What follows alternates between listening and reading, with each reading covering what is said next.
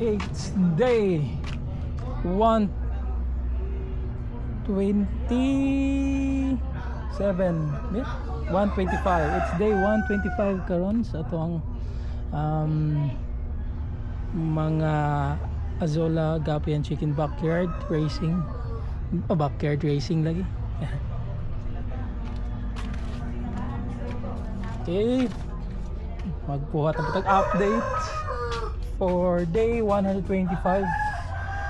So kanina pagyapon ni mga gapis and here and kanina nahurot ang atong duckweed but maka-visible ang atong mga gapis itong blue also here kaya ang mga duckweed diri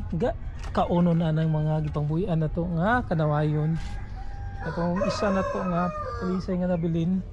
ang dito gikan muna na siya so na lang namatay ang pula yan sila nang ipangkuan buhian kanawayon baling kanawayon yan atong mga black nga mga chicks na pagyapon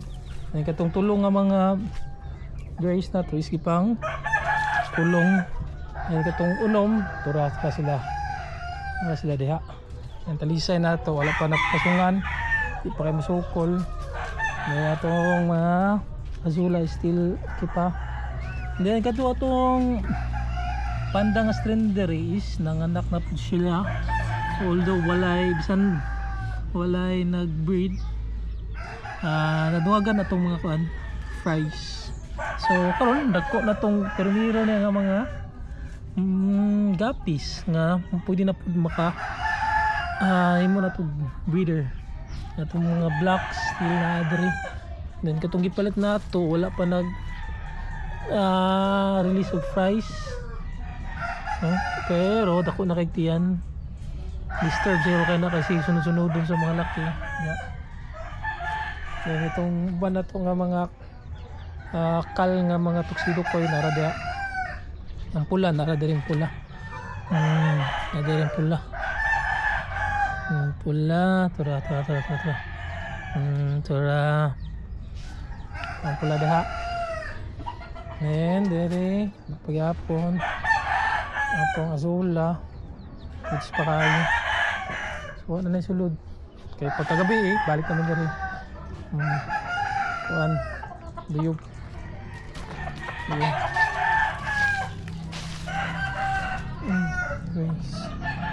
and atong mga kuan dere naurot na anam nila og kaon ang atong mga duckweeds here then so makita na nato atong mga piso mga gapis so nara pambuyan kay para nakadagandagan ba kaya ning wala ito kay kaulan then ang ato ang gray napasungan na skit kay mamunang kayo kana is ibaligya na baligyaay na ibaligyaay kaya gansi sa bahog and here is ang atong mga mga baing nga mga gray pang uhaw na sila ba pagyapon ka na sila so mura I think mura na ang update sa itong Azola Gapi and Chicken backyard racing wala tayo bago ngayon itong balaw di ba na ito abot dire magpa-adapt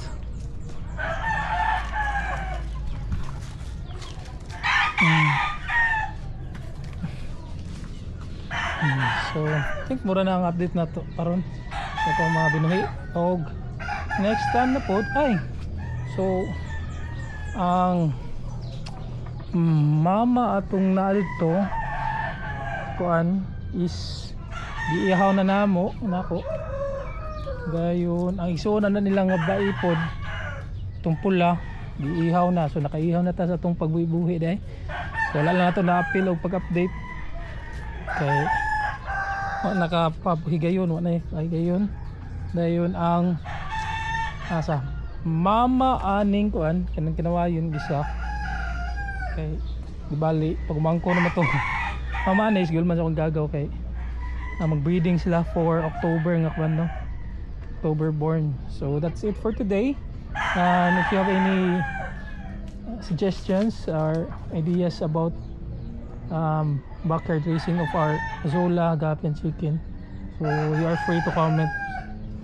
sa comment section para mabasa na ako o basang ma-apply na ako. So that's all for today, and God bless everyone, and bye-bye.